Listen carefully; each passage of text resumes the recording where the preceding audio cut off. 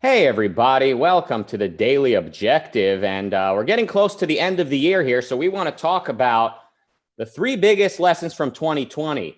Now, in my case, I got the news of this topic a very short time ago, which is why they call me kind of the dream team, the professional. We got the dream team here. Absolutely. We got a Greek guy. You'll never believe how to pronounce his name. That's coming up in just a moment. But first, let me remind you, we got a super chat feature here. You can comment and add some money to it so we know you mean it. Money talks, as they say.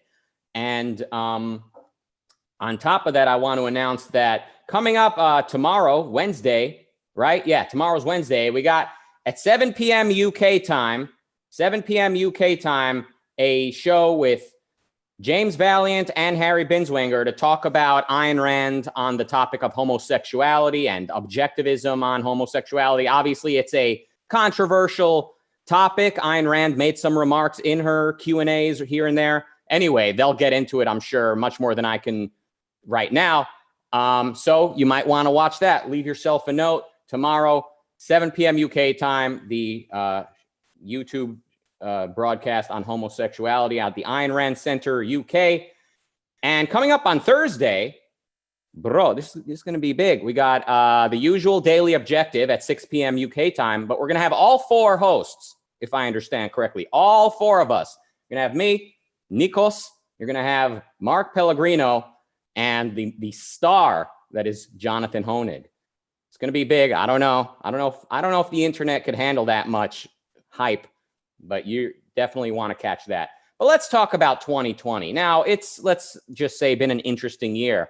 But honestly, every year is interesting when this thing is active. I'm pointing at my head if you're listening to the audio version. When your mind is active, every year is full of lessons. It's full of trials. It's full of challenges because continuing to move, continuing to use your power of volition, to leave your comfort zone, to realize that the job interview is never over. That is the job interview of life. The audition is never over in the realm of relationships, including your personal sort of introspective relationship, if I could use that word. The audition is never over. The process is never finished. So really every year is challenging. But this one, I think we can agree, was an interesting year, to put it lightly. So we're going to talk about the three biggest lessons of 2020. Only I could turn that into my usual 5-minute opening monologue, huh? But let's talk to a guy who, his name, you'll never believe this. It's pronounced Nikos Sotirakopoulos. That's probably worse than even the first month. Oh, so God. that's not good progress. Anyway, so you mentioned Thursday. So Thursday also is going to include one Ask Me Anything. Actually, it's going to be Ask Us Anything. So we're going to ramble about the year, but also we can answer any question from the audience. Now, if this is super chat, even better. Anyway, so the three lessons from 2020. How about we go one lesson for me, one lesson for you, and let's see. So my first, actually, they're not in order of importance, but my first lesson was where you live really matters. Your environment really, really, really matters. And I understood this in two ways. First, literally your house. So there's this fashion or this new trend that says, oh, your house needs to be a small box. And that's like the important thing is you live in a place which is very hype and it's nice, and your house doesn't really matter. Now, not only during a lockdown, but I think normally where you live does matter. So during the first lockdown, the darkest days of March and April, there were days where, because I was following strictly the rules, once my one day out of the house permitted walk was gone, I would literally go up and down in the house. So I found out that I had a corridor that I could make something like 15 steps, and I would listen to an audible book, and I would just walk up and down. Now, this sounds completely, as someone who's completely crazy, but I say I really appreciated my house. Second important thing, what your country is really matters, or your outside environment matters. So In May, I returned to Greece. I spent most of the time in Greece. It was very beautiful. Although I didn't do almost anything, the mere fact that I could walk in the sun, walk in a beautiful neighborhood, go to the park, this is something very, very important. So these are some of the things that we take completely for granted, but during such a time, you realize it is actually important. And also when I went back during the second, more lenient lockdown, the mere fact that I would walk outside in York in a beautiful place is important. So I would say to people, try to, I would say to myself, always make sure that where you live is a beautiful place. Not having in mind, what's going to happen in the lockdown, but it's important for the clarity of this one. I think it was Nietzsche who said I had most of my good thoughts walking outside. That was 2020 for me. So first lesson for me, your environment, either it's your house or your neighborhood, really matters.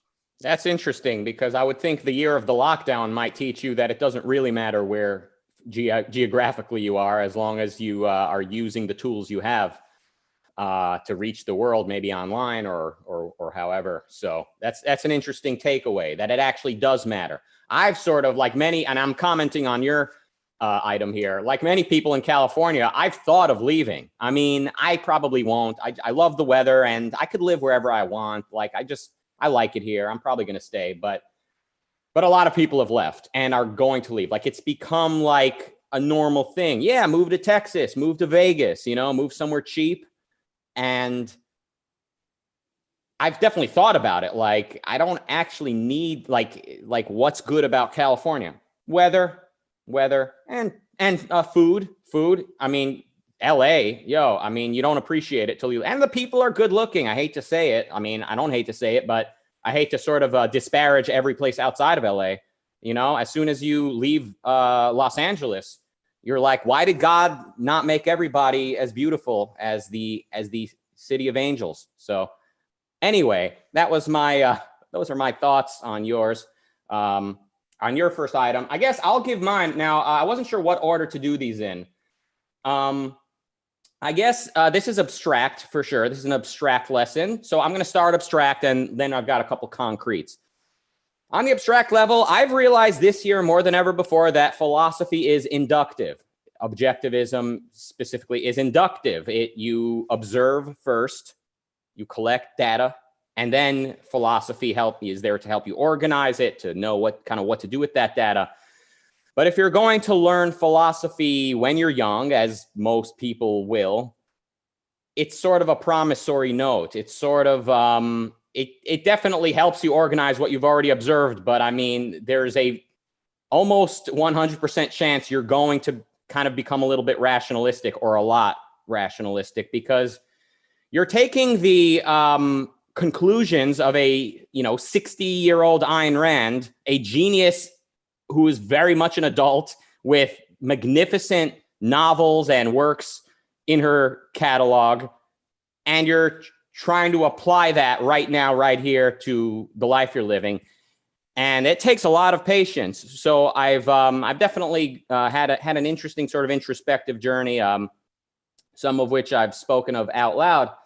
And I basically think kind of the best sort of the people most likely to understand objectivism are people who first chew on it. Like, they chew it, they don't take it on faith. I mean, they don't take it on faith, but like they listen to their teachers, like they turn to the best teachers they can find, and they patiently ask questions, and they make sure they agree with it and understand it as they progress, and they're patient with it. And also, the people most likely to understand objectivism, and I'm sort of increasingly moving towards being in this group, is people who take an interest in the development of objectivism, which sort of is tied to the order in which Ayn Rand reached her conclusions, the evolution of her as a writer, as a thinker. And so I'm increasingly understanding why so many people read Ayn Rand's journals and her letters. Early manuscripts of her novels. Like, now I'm starting to see why people take such an interest in the evolution of Ayn Rand, because I think to really understand a philosophy is to understand how it developed.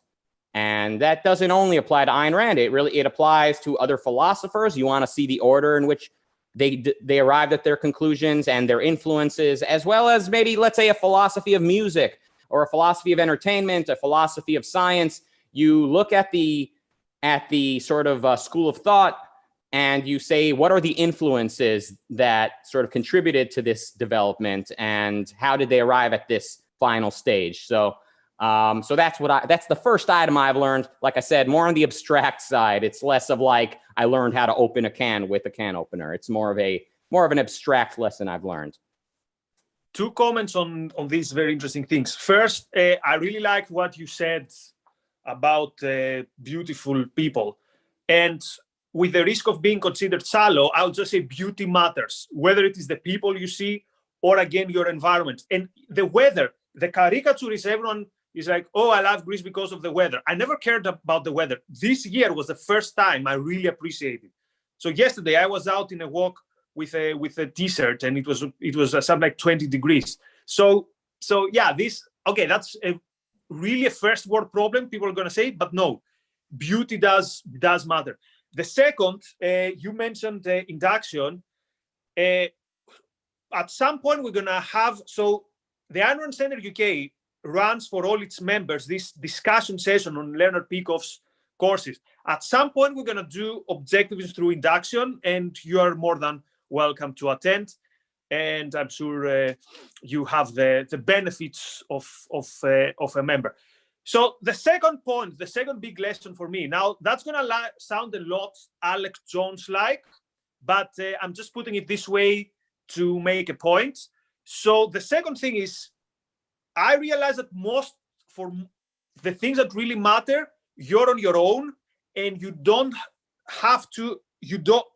not safe to trust, quote, the system. So in a way, the system will not be there for you when in difficult times, and the interest of what we call dominant ideology or whatever do not necessarily coincide with yours. What do I mean with that? So what I mean is that in difficult times, your first line of defense is always yourself or your close network. This could mean either your immune system or the money that you have on the sides. But most important for me this year, for peace of mind. So the best thing I did during the first wave was for some like 10 days not to read the news and not to go on Twitter. Because I realized that there's very little there that had to do with you being informed about what is actually happening. So, for example, I noticed quite early that most of the big media would not ask the really important questions. For example, what is the percentage of positive tests? By the way, even today, you have to dig really deep to find these things out. Or I saw a lot of essentializing fear and fear mongering. And I guess this sells, because if it wouldn't sell, it wouldn't be there. But at some point I realized that, you know what, this is not for me. This is not good for me. And the suspicion so basically what we realized is that our NHS is not there for you, because the line was, make sure you don't get sick, because if you do, we're in trouble. By the way, every day these days, this is the big message, that the hospitals are overrun. And this is 9 months after the first wave. So, but this is the healthcare system, which is supposedly the envy of the world, talking about the UK. So be independent on the research you do, of course, having reality as the arbiter. Find the doctors and the scientists that you trust, go to the original sources. This was a big lesson. And the corollary of this is have a good network of people. So for me, it was so important, the change in the psychology when I landed in Greece, and I knew I have a network here that if something happens, I am covered, and also I can help the people I'm close to. So again, it's very easy to glorify this nomad lifestyle, and I've been a fan of it. But quite often in life, you realize that you're on your own vis-a-vis, let's say, quote, the system, but also that you need this group of people that you can trust, and they trust you. And they are not the first line of defense, because the first line of defense is yourself, from your immune system again to your mind. But this is where you rely. You're not going to rely to the state. Yes, this year they furloughed you. They're giving you pocket money every month. But yeah, if you had many reasons to distrust, quote, the system, this year gave me way, way more reasons. So, like, you need to be responsible for yourself and not rely on the system, so to speak. And not rely even on unchewed information or what you see on TV the moment you click the 3 biggest networks. Yeah, I mean, I don't think that makes you sound like Alex Jones. I think you're seeing firsthand that having a lobby system brings about all types of frenemies, people that are half there to help you and half there to pit you up against someone else and take what's yours. So you're realizing that we need liberty, I think, and a clear epistemology. Maybe I'm speaking on your behalf. So I'm trying I'm putting it in quasi-populist terms. You're putting it on philosophical terms, but I think we are using we're talking about more or less the same thing. So what's your second point?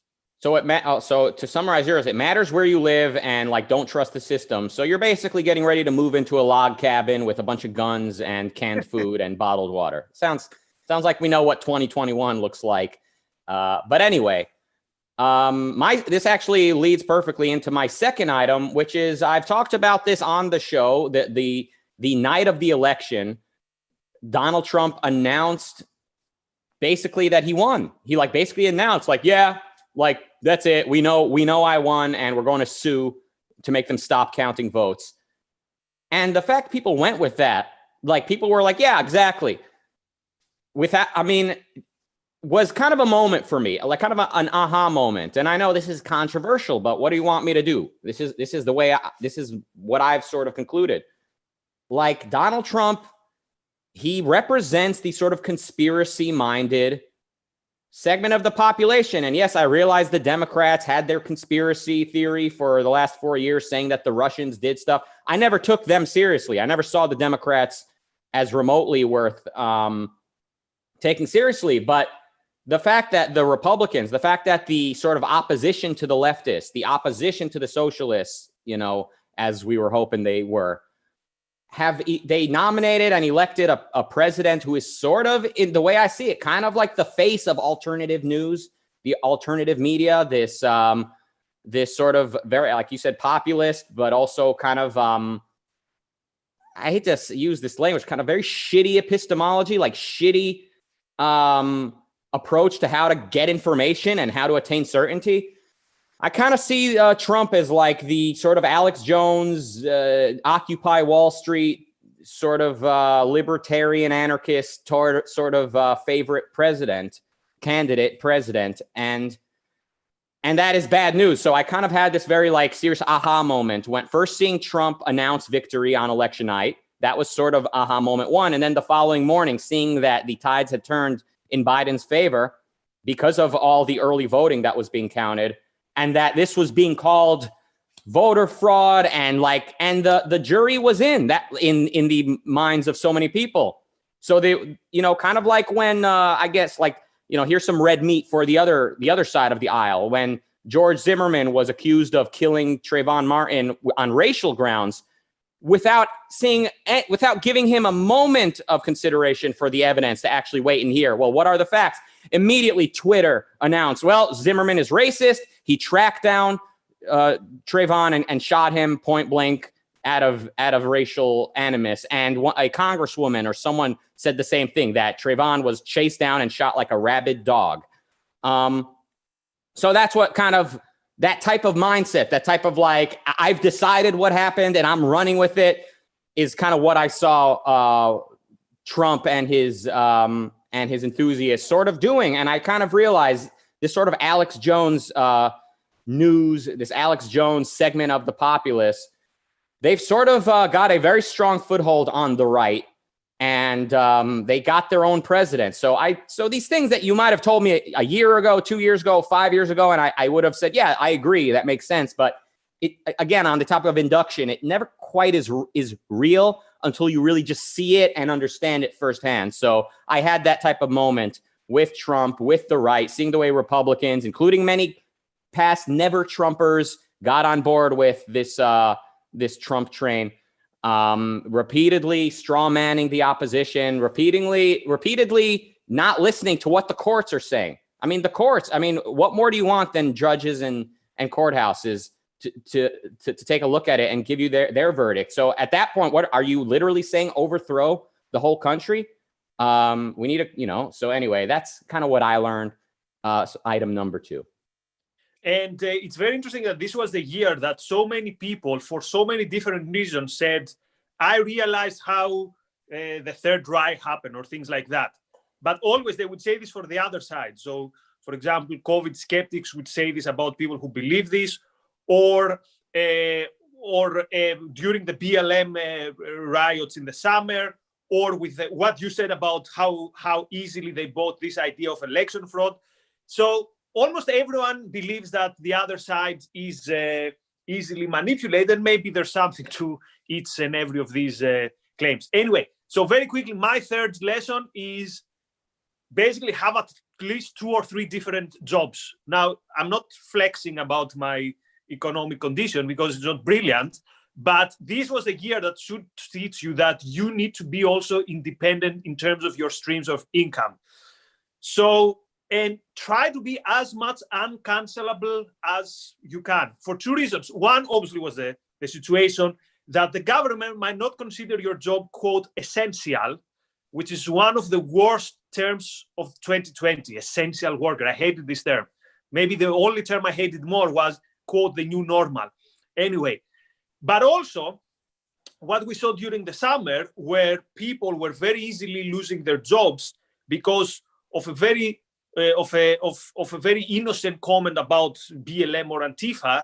This shows that this was a year where you need really to think, what kind of people do I rely on for my income and for my future, and what is the way I can, quote, diversify this. And this, again, this is not saying that, oh, buy gold or Bitcoin or buy a second house. Even if you are at the bottom of the economic pyramid, there's always some ways that you can try and think of how you can start building a second stream of income, because again, this was the year that showed that whatever you were relying on is very fragile, and you don't want to be at the powers of other people, specifically people with very bad premises and people who, in order to virtue signal, could throw you under the bus just like that.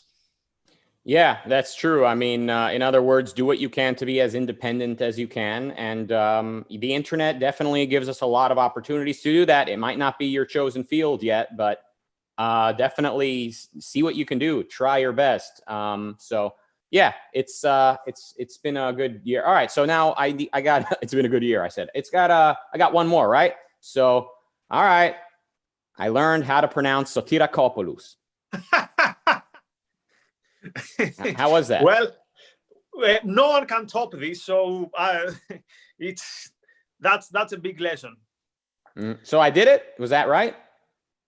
Yeah, but even if you didn't do it 100% right, the line was so good that we shouldn't let reality ruin a beautiful story.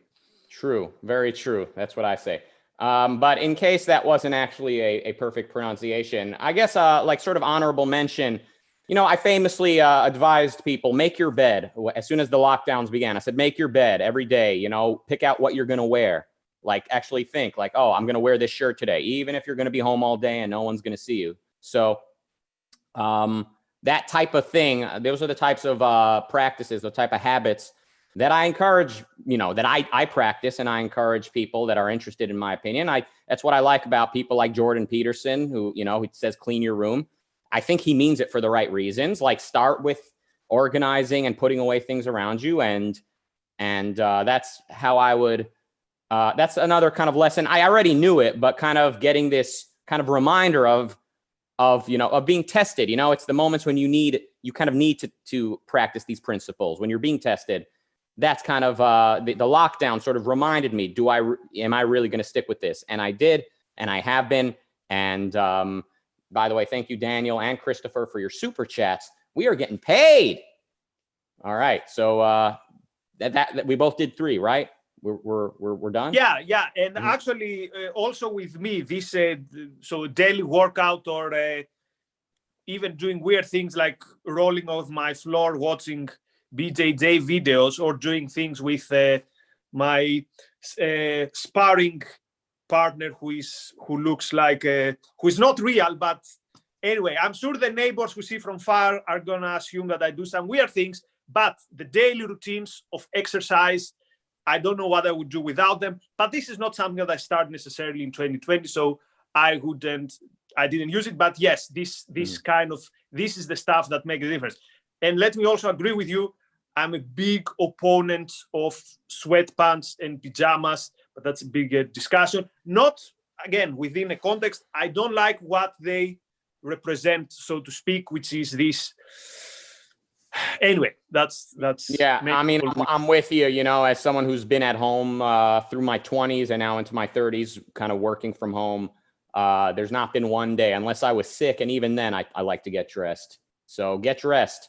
You know, something I've heard said in the context of recovery from addiction. Like somebody said, he was traveling. You know, he's a recovering alcoholic. He thought about drinking. He said when he got to the new city, he said, I could drink here and nobody would know.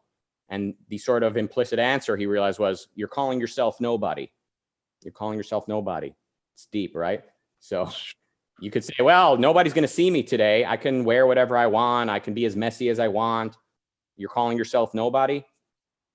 Dude, that's deep. Get on the Daily Objective. And we'll be back here tomorrow on the Daily Objective, and also shortly after the Daily Objective tomorrow, 7 p.m., we're going to have James Valiant and Harry Binswanger address this topic of, Ayn Rand and objectivism on homosexuality, and how, what are the facts and how you might think about the issue. So once and for all, it's going to be addressed in a hopefully sort of comprehensive manner. And then Thursday, again on the Daily Objective, we're back. And this time it's all four of us. Now that I want to see, which I'll also be in, so I'll have no choice but to see. Thank you for joining us. Nikos Sotirakopoulos. We'll keep practicing. That's my New Year's resolution. See you back here tomorrow. Goodbye. Bye, everyone.